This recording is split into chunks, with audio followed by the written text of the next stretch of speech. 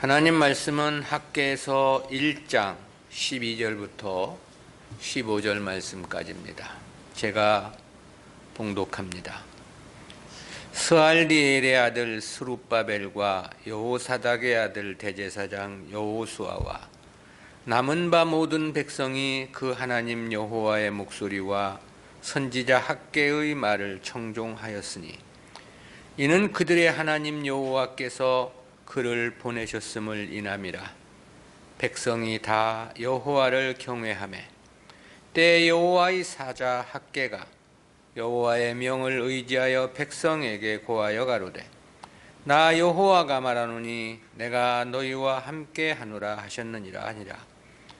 여호와께서 스알디엘의 아들 유다 총독 스룹바벨의 마음과 여호사닥의 아들 대제사장 여호수아의 마음과 남은 바 모든 백성의 마음을 흥분시키심에 그들이 와서 만군의 여호와 그들의 하나님의 전 역사를 하였으니 때는 다리오 왕 2년 6월 24일이었더라.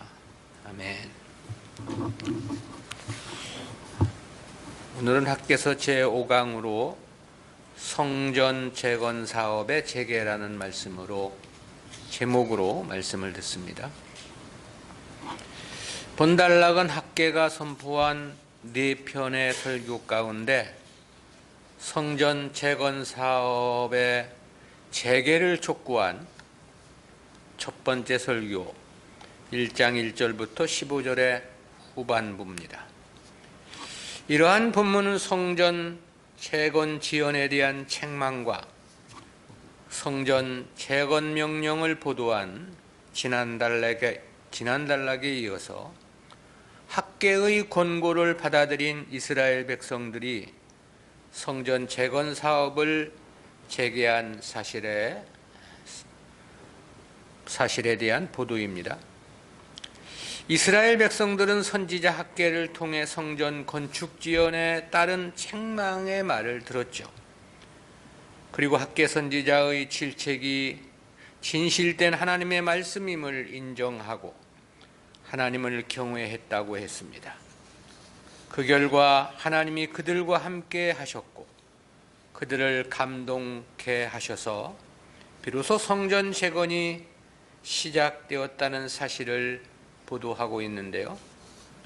이 같은 본문은 구속사적 교훈까지 크게 셋으로 구분해서 살펴보겠습니다. 첫 번째는 백성들의 하나님 말씀 청종입니다. 이와 관련한 12절, 13절은 내용을 5으로 구분해서 살펴보겠습니다. 첫째는 12절 상반절에서 스알디엘의 아들 스룹바벨과 여호사닥의 아들 대제사장 여호수아와 남은 바 모든 백성이 그랬죠. 이는 학개 선지자의 책망과 성전 재건 촉구에 따른 그 당시 이스라엘 백성들의 반응을 기록한 내용입니다. 본서 1장 1절에 보면 학개 선지자의 메시지의 1차 대상자는 총독 스룹바벨과 대제사장 여호수아였습니다. 근데 본절에서는 거기에 더하여 귀환한 모든 백성들까지 학개 선지자의 말씀을 경청했다고 보도하고 있죠. 그렇다는 것은 학개 선지자의 메시지가 당시 모든 백성들에게 큰 반향을 일으켰음을 보여줍니다. 이러한 본절은 원문상으로 보면 청종하였으니로 번역된 동사 와이시 마을한 단어로 시작을 합니다. 이 단어의 원형 쏴마은은 단순히 사람의 귀로 어떤 말을 들었다는 그런 청각적인 의미를 뜻하는 것은 아닙니다. 말하는 바를 주의 깊게 듣고 들은 바의 말의 의미를 깊이 헤아려 안다는 그런 뜻인데요. 더 나아가 들은 것에 대해 적절한 반응을 했다는 의미도 함축한 동사입니다. 본문에서 이 단어는 그들이 성전을 건축해야 한다는 하나님의 명령을 진지하게 듣고 순종했음을 나타내주고 있는 거죠. 때문에 많은 영역분들은 이 동사를 순종했다는 의미로 번역을 했습니다. 특히 이 단어에는 계속적인 행위를 나타내는 와우라는 단어가 첨부되었는데요. 백성들의 순종이 즉각적이면서도 계속적인 행위로 나타났음을 강조하고 있는 것입니다. 두 번째는 12절 중반절에서 그 하나님 여호와의 목소리와 선지자 학개의 말을 청종하였으니 이는 그들이 하나님 여호와께서 그를 보내셨음을 인함이라 그랬습니다. 이는 당시 이스라엘 백성들이 어떻게 해서 과거와 달리 성전 재건에 임하였는지에 대한 구체적인 언급이죠. 여기서 여호와는 상반절에서 언급된 스룹바벨과 여호수아와 그리고 남은 모든 백성들의 하나님으로 호칭이 되었습니다. 따라서 이는 앞선 상반절에서의 남은 바 모든 백성이라는 단어와 대구를 이루고 있습니다. 즉 하나님은 오직 남은 바 모든 백성, 즉 택한 백성들의 하나님이심을 분명히 하신 것입니다. 그리고 그 남은 바 백성들이 성전 건축을 재개한 원인에 대해서 두 가지를 말했는데요. 하나는 그 하나님 여호와의 목소리와 선지자 학개의 말을 청종하였으니 그랬습니다. 여기서 목소리로 번역된 히브리어 콜에는 전치사 빼가 북이 되었습니다. 그리고 말로 번역된 히브리어 띠브레는 그 앞에 전치사 알이 적시되었습니다. 이는 두 목적어 가운데 하나님의 목소리가 우선되고 선지자 학개의 말이 여호와 하나님의 메시지를 전하는 수단이라는 의미를 나타내 줍니다. 또한 하나님의 목소리로 번역된 콜이란 단어는 단수고요. 학개 선지자의 말로 번역된 띠브레는 복수형입니다. 이는 하나님의 말씀이 단일성을 띠고 있다면 선지자는 그 단일한 말씀을 다양한 방식으로 또한 여러 차례 선포했다는 것을 밝혀주고 있는 거죠. 아무튼 남은 바 백성들이 성전 건축을 재개하였던 첫 번째 이유는 학개가 전하는 하나님의 말씀을 청종했기 때문이었던 거죠. 그리고 두 번째 이유는 이는 그들의 하나님 여호와께서 그를 보내셨음을 인함이라 그랬습니다. 이는 당시 이스라엘 백성들이 학개에 대해서 하나님이 보내신 선지자로 확실하게 인식을 했다는 그런 의미이죠. 때문에 그가 선포하는 메시지를 하나님 말씀으로 받았던 것이고 그러했기에 성전 재건이라는 순종의 결과로 나타나게 되었음을 말하고 있습니다. 사실 이와 같은 자세는 성도들에게 매우 중요하죠. 교회에서 선포되는 말씀을 사람의 말이 아니라 하나님의 말씀으로 받아들인다는 것 자체가 기독교 신앙의 가장 근본이 되는 원리인 까닭입니다. 물론 그 이전 교회가 전하는 메시지는 분명한 하나님의 말씀이어야 하면은 더 이상 이론의 여지는 없는 거죠. 교회가 잘못되었거나 왜곡된 지식을 전하게 되면 그것은 처음부터 아예 하나님 뜻 순종은 불가능한 일이기 때문입니다. 그러나 정확한 성경의 원리와 성경에서 말씀하는 진리라면 그것은 곧 하나님 말씀으로 들어야만 하는 거죠.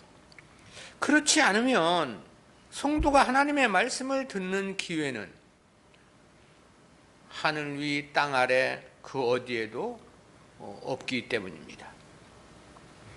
세 번째는 12절 하반절에서 백성이 다 여호와를 경외하며 그랬습니다.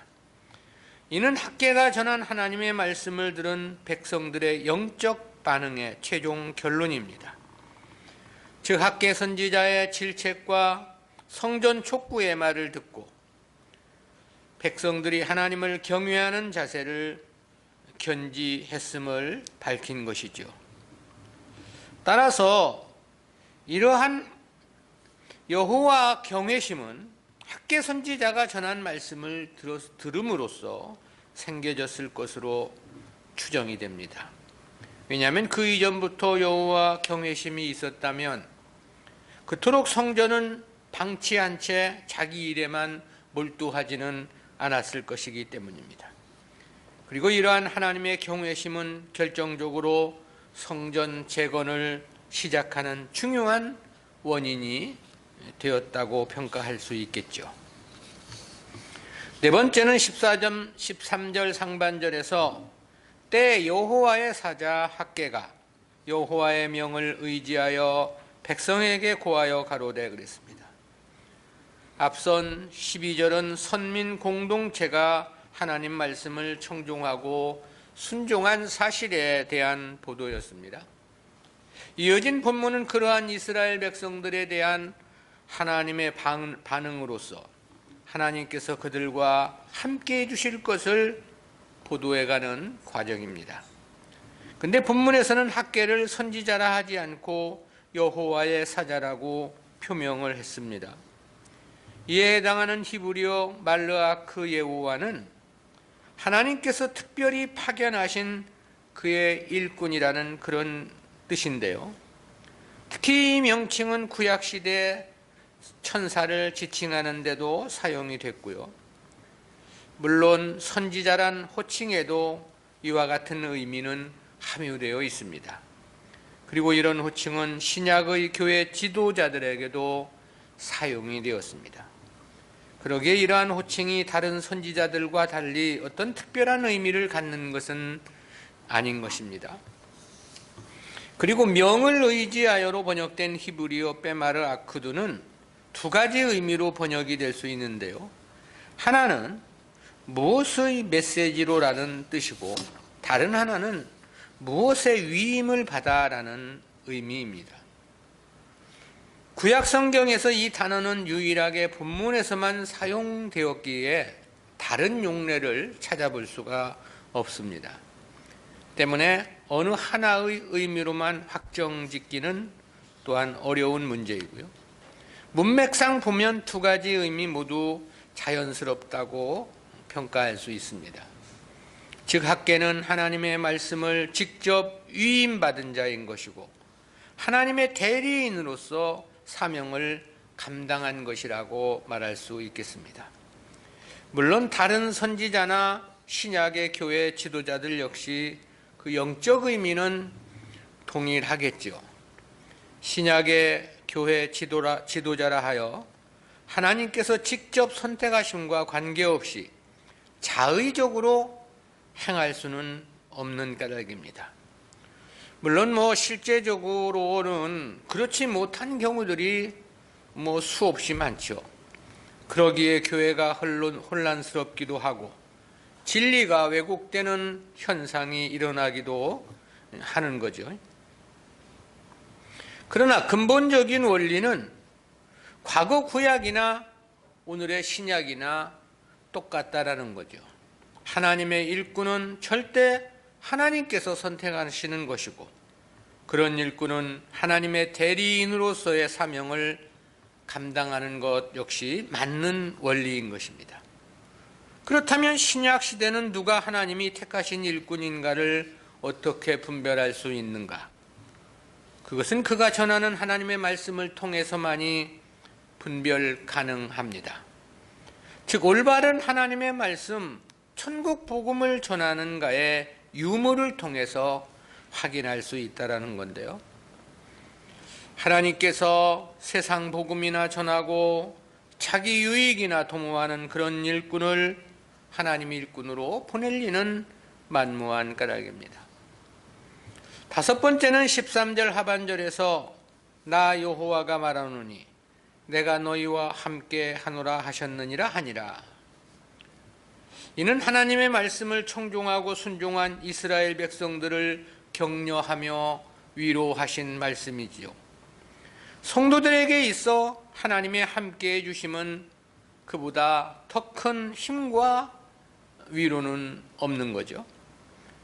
그런데 이러한 하나님의 함께해 주심은 하나님 말씀을 청종하며 순종하는 자들에게 언제나 있었던 역사입니다. 모세도 그랬고 모세의 뒤를 이은 여호수아도 그랬습니다. 첫 번째 성전을 건축했던 솔로몬에게도 그랬고, 그런데 특별히 주님의 대속이 완성된 신약 시대에는 모든 택한 백성들에게 이러한 약속을 해주신 바 있죠. 때문에 신약의 성도들은 구약의 성도들에 비해 그야말로 특별한 은혜 속에 살아가는 것이라고 말할 수 있습니다. 주님은 신약의 성도들에게 언제나 임마누엘이신 하나님이시기 때문에 그렇습니다. 두 번째는 중단된 제2성전 재건 계시입니다. 앞선 12절 13절은 학개가 전한 하나님 말씀에 대하여 지도자들을 비롯한 모든 백성들이 청종을 했고 아울러 순종을 결단했다는 말씀이었죠. 그러자 하나님께서는 저들과 함께 해주실 것을 약속하셨던 것입니다. 그렇다면 이제는 성전 재건은 더 이상 머뭇거릴 이유도 두려워할 대상도 없을 것이란 생각이 들어집니다. 그러기에 당시 이스라엘은 16년 동안 중단되었던 성전 재건의 역사를 힘차게 시작한 것으로 보입니다. 그 역사를 밝혀주고 있는 14절 15절은 내용상 셋으로 구분해서 살펴봅니다.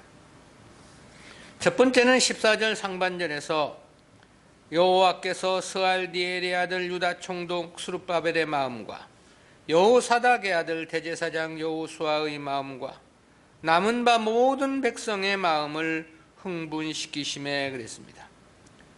이는 성전 재건 공사의 그 결정적 요인이 하나님께 있음을 밝히고 있는 내용입니다. 그에 대해서 학개는 여호와께서 유다 모든 백성들의 마음을 흥분시켰다고 이렇게 이야기를 했는데요. 본문에는 마음으로 번역된 단어 르아흐가 3번이나 중복되어 사용이 됐습니다. 그것이 스룹바벨의 마음과 여호수아의 마음, 그리고 남은 바 모든 백성들의 마음인데요. 이에 해당하는 원어적 개념은 일반적으로 마음을 지칭하는 히브리어 레우와 달리 인간 존재의 가장 깊은 본질적 요소인 영혼을 지칭할 때 사용되는 단어입니다. 따라서 대부분의 영역본들은 이를 영혼이라고 번역을 했습니다. 즉 하나님께서 당신의 백성들의 영혼을 흥분이라는 말보다는 감동시키셨다라는 그런 뜻입니다. 본문에서 흥분시키심에로 번역된 히브리어 이 원형 우르는 어원상 잠에서 깨어나는 것을 의미합니다. 본문에서는 사역 능동형으로 사용돼서 심령을 움직여 구체적으로 무엇인가를 행하게 한다는 그런 뜻입니다. 개역 개정 성경은 이를 감동시케메라고 번역을 했습니다.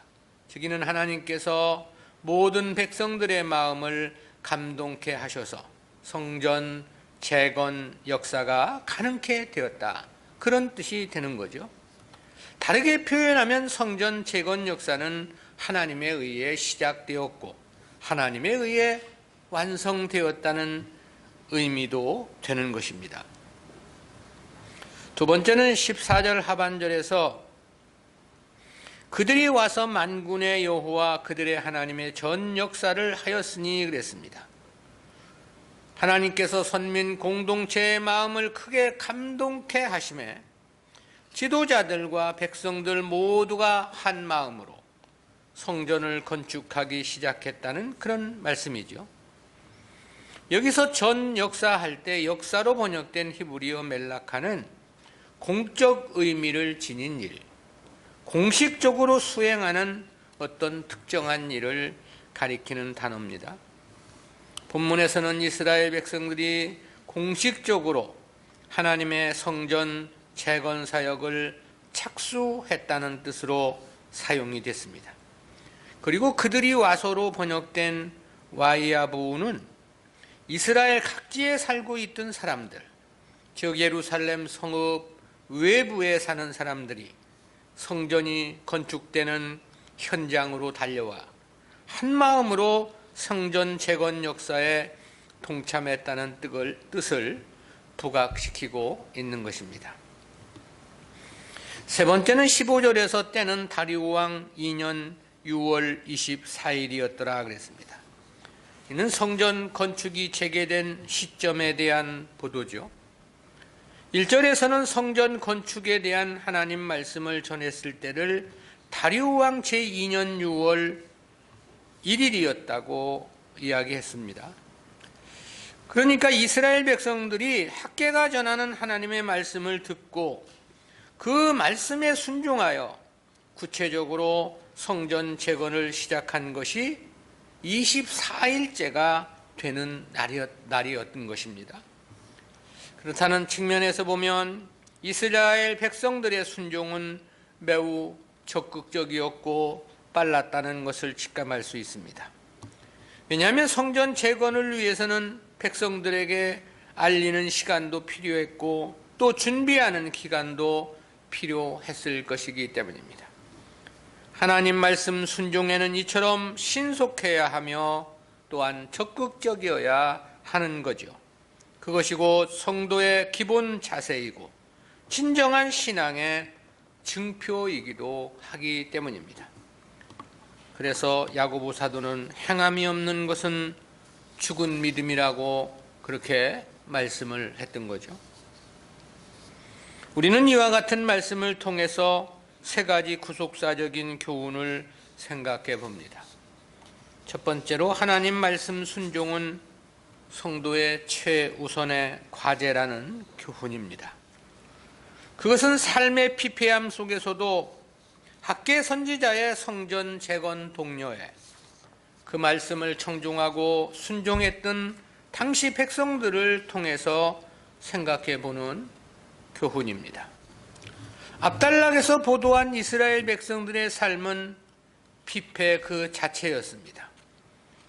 9절 상반절에서는 너희가 많은 것을 바랐으나 도리어 적었고 그랬죠. 9절 중반절에서는 너희가 그것을 집으로 가져갔으나 내가 풀어버렸느니라 그랬습니다. 10절 상반절에서는 하늘은 이슬을 그쳤고 그랬고 하반절에서는 땅은 산물을 그쳤으며 했습니다. 11절 상반절에서는 내가 한재를 불렀다고 말씀을 했고 하반절에서는 이 땅에 산에 곡물에 새 포도주에 기름에 땅의 모든 수산에 사람에게 육축에게 손으로 수고하는 모든 일에 임하게 했느니라 그랬습니다. 그야말로 인간 세상에서 상상할 수 있는 모든 분야에서 하나님의 징계로 인한 폐해가 있었음을 지적한 겁니다. 그럼에도 이스라엘 백성들은 하나님의 말씀을 청종하고 성전 재건을 힘차게 시작을 했다는 거죠. 없는데 어떡하냐고. 지금 가진 것이 없는데 어떻게 우리가 성전을 건축할 수 있느냐고 핑계를 댄 게 아니라 무조건 하나님의 말씀이었기에 순종하고자 했다라는 건데요. 그러한 측면에서 우리가 생각해 보면 하나님 말씀 순종은 성도의 최우선의 과제가 분명하다라는 교훈이죠. 당장 살아가기도 힘든 게 어떻게 성전을 건축하느냐라는 것은 누구라도 사람이라면 생각할 수 있는 문제이기 때문입니다. 그러나 어떤 환경이라 하더라도 하나님 말씀 순종이 최우선의 과제라는 것은 성경의 수많은 사건과 역사 속에서도 극명하게 보여줍니다. 아브라함은 친척 본토 아비집을 떠나라 하니 어디로 가야 할지 갈 바도 알지 못한 채 그저 보따리 싸고 고향을 떠났다고 말씀하고 있죠. 100세에 난 아들 이삭을 번제로 드리라 하자 새벽부터 자식을 잡아 죽일 준비를 하는 아브라함의 모습을 바라볼 수 있습니다. 모세는 모리아 산에 올라 죽을 것을 명하시자 그 말씀에 순종하여 산에 올라 죽음을 맞게 됨을 볼 수 있습니다. 다니엘은 사자굴 속에 던져짐을 알면서도 하나님께 약속한 기도를 멈추지 않았습니다. 호세아 선지자는 창기였던 고멜과의 결혼을 명하시자 그의 순종함을 볼 수 있고요. 에스겔은 사랑하는 아내를 죽이시겠다고 말씀하자 아멘으로 수용하는 것을 볼 수 있습니다.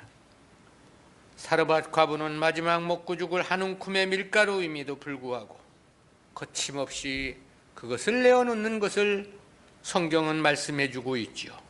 무슨 뜻인가? 진정한 성도의 삶은 하나님 말씀 순종이 최우선의 과제라는 사실입니다. 우리는 우리의 인생에 있어 무엇을 최우선의 과제로 생각하며 살아야 하는가? 그것은 두말할 것이 없는 거죠. 오직 하나님 말씀 순종이어야 합니다. 성도에게 하나님 말씀 순종보다 우선할 일은 없는 까닭입니다. 왜냐하면 성도는 특별히 창세 전부터 하나님을 순종해야 할 하나님의 백성으로 선택되어진 운명이기 때문입니다. 그리고 반드시 그렇게 해야만 하는 것은 성도를 향하신 하나님의 뜻은 설상 그것이 죽음이라 할지라도 그에게 가장 큰 은혜요 축복이기 때문입니다. 그래서 바울은 그렇게 진술한 바 있죠. 고린도후서 1장 20절입니다. 하나님의 약속은 얼마든지 그리스도 안에서 이해가 되니 그런즉 그로 말미암아 우리가 아멘하여 하나님께 영광을 돌리게 되느니라. 두 번째는 하나님의 일은 오직 택한 백성들만이 감당해야 한다는 진리입니다. 그것은 학개 선지자의 메시지를 듣고 남은 바 모든 백성이 그 말씀을 청종했다는 12절 말씀에서 깨닫는 교훈입니다.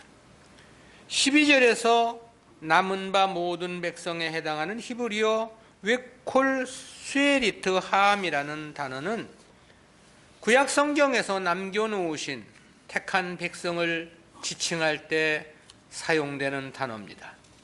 여기서도 동일한 의미로 사용이 된 겁니다. 왜냐하면 택한 백성이 아닌 자들도 하나님 말씀에 청종할 수 있고 순종할 수 있다면 굳이 남은 자라는 단어를 사용할 필요는 없기 때문입니다.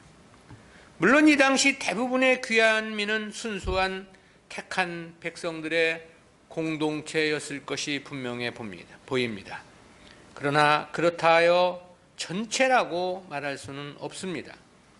왜냐하면 에스라서나 느헤미야서에 나타난 현상을 보면 그렇습니다. 거기 보면 이방인과의 통혼은 물론이거니와 오히려 사마리아의 산발락과 내통하며 느헤미야를 모함하려 하고 성벽 재건을 방해했던 자들이 있었기 때문인데요. 대표적인 인물이 들라야의 아들 스마야와 여선지자 노아다였습니다. 따라서 여기서의 남은 바 백성은 구약 성경에서 언제나 그랬듯이 택한 백성들을 가리킨 표현입니다. 그렇다는 측면에서 보면 하나님 말씀에 아멘으로 순종하는 것은 오직 택한 백성들만이라는 사실을 암시해 주고 있는 겁니다. 그러므로 이는 그 시대 택한 백성들이 하나님 말씀에 크게 감동하여 순종을 하였음을 강조한 것이라고 그렇게 볼 수 있는 것입니다. 즉 하나님은 하나님 백성들에게 성전 건축을 명하셨던 것입니다. 그러므로 성전 건축, 즉 하나님의 일은 하나님 백성들이 감당해야 하는 일이었다라는 것입니다.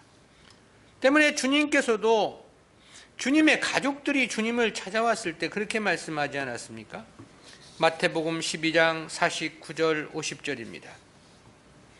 손을 내밀어 제자들을 가리켜 가라사대 나의 모친과 나의 동생들을 보라. 누구든지 하늘에 계신 내 아버지의 뜻대로 하는 자가 내 형제요 자매요 모친이라 하시더라. 이를 다르게 표현하면 하나님의 뜻대로 하는 자가 하나님 백성이라는 말씀이고, 이를 또 다르게 설명하면 하나님의 역사는 하나님 백성이 감당하는 것이라는 의미이기도 합니다. 그것은 하나님의 뜻이란 하나님의 역사를 말씀함이고, 그 뜻대로 하는 자가 내 형제요 자매요 모친이란 말씀이 그들이 하나님 백성이라는 의미가 되기 때문입니다. 바울은 육신의 가족과 관련하여 그렇게 논증한 바 있습니다. 디모데전서 5장 8절입니다. 누구든지 자기 친족, 특히 자기 가족을 돌아보지 아니하면 믿음을 배반한 자요 불신자보다 더 악한 자니라. 이 말씀에서 보면 육신의 가족을 잘 돌보는 것도 성도의 진정한 의무임은 명백한 거죠. 그러기에 가족은 서로가 주님 안에서의 사랑을 실천해야 합니다. 그러나 그렇다 해서 육신의 가족이 똘똘 뭉쳐 하나님의 일을 하는 것은 아닌 것입니다. 하나님의 역사는 하나님의 영적인 가족, 즉 오직 하나님 백성들이 하는 거죠. 때문에 주님은 내 아버지의 뜻대로 하는 자가 곧 내 형제요 자매요 모친이라고 말씀을 하셨던 것입니다. 우리가 하나님 백성이라면 하나님의 일은 곧 우리들의 일인 것입니다. 누구에게 미룰 일이 아니다라는 거죠. 내 할 일이 아니라고 방관하거나 나 몰라라 해서는 안 되는 거겠죠. 성도들이 함께 마음을 모으고 뜻을 합하여 행해야 하는 것입니다. 하나님의 일은 세상 사람들에게 하라는 것은 있을 수 없는 일이고 그럴 수도 없는 것입니다. 때문에 처음 성전 건축을 할 때 사마리아 사람들의 동참 요청이 있었지만 그것을 이런 지하에 거절한 것도 바로 이와 같은 의미가 있는 거죠. 그때 귀한 민들이 사마리아 사람들에게 그렇게 말을 하며 거절을 했습니다. 에스라 4장 3절이죠. 스룹바벨과 예수아와 기타 이스라엘 족장들이 이르되 우리 하나님의 전을 건축하는데 너희는 우리와 상관이 없느니라. 바사왕 고레스가 우리에게 명하신 대로 우리가 이스라엘 하나님 여호와를 위하여 홀로 건축하리라. 자기들만으로 하겠다라는 거죠. 누구의 도움도 받지 않겠다는 거죠. 우리가 하나님 백성이 분명한가? 그리스도의 대속을 입어 구원에 이른 성도가 명백하느냐는 질문을 해보는 거죠. 장차 하나님 나라의 일을 하나님의 후사로서 영생의 기업을 누릴 자가 명백하느냐라는 거죠.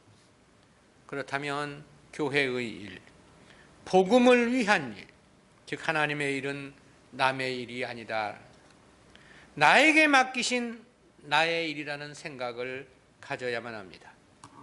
실제 하나님은 오직 택한 백성들에게만 하나님의 일을 맡기신 것이기 때문입니다. 세 번째로 하나님의 역사는 실제 하나님께서 하신다는 진리입니다. 그것은 성전 재건 역사와 관련하여 하신 말씀에서 깨닫는 교훈입니다.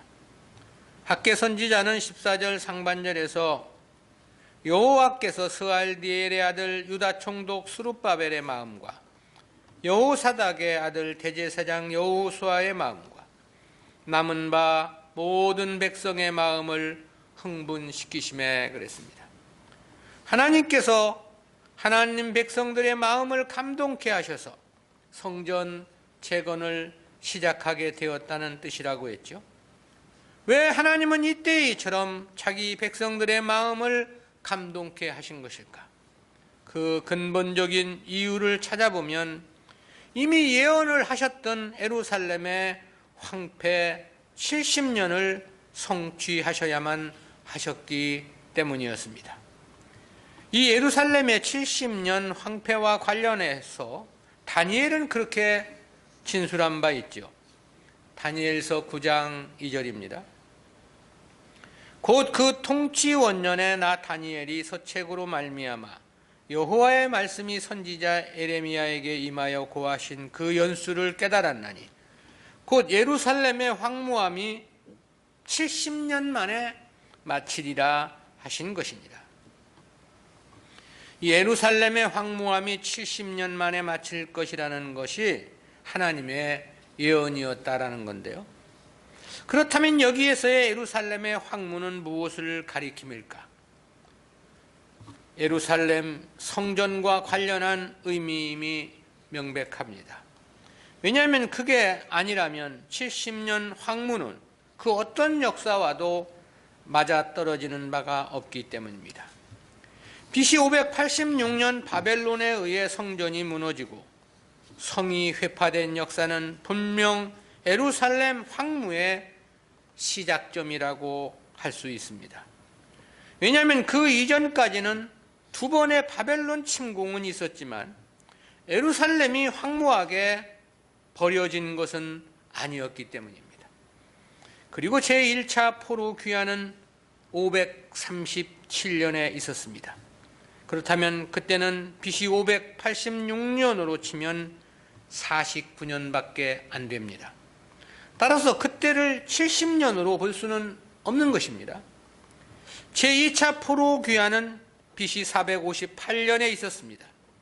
그렇다면 이때는 예루살렘이 황폐되었던 때와는 무려 128년이나 되는 것입니다. 그러므로 이는 더더욱 70년과는 거리가 먼 거죠.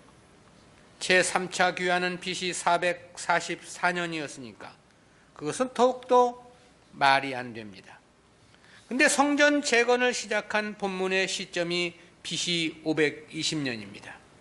그리고 성전을 완공하고 봉헌식을 올릴 때는 BC 516년입니다. 4년 만에 성전을 완공했기 때문인데요. 그렇게 보면 정확히 무너진 성전은 70년 만에 재건이 완공이 된 셈입니다. 그리고 성전 건축을 재개한 본문의 시점은 바로 그 4년 전인 것입니다. 그러니 이때의 성전 건축을 재개하지 않는다면 하나님께서 예언을 하셨던 예루살렘의 70년 황무는 성취 불가능한 것입니다. 하나님의 예언, 하나님의 말씀은 성취되지 않을 수가 없는 거지요. 1.1핵이라도 반드시 성취되어야만 하는 것이 하나님 말씀입니다.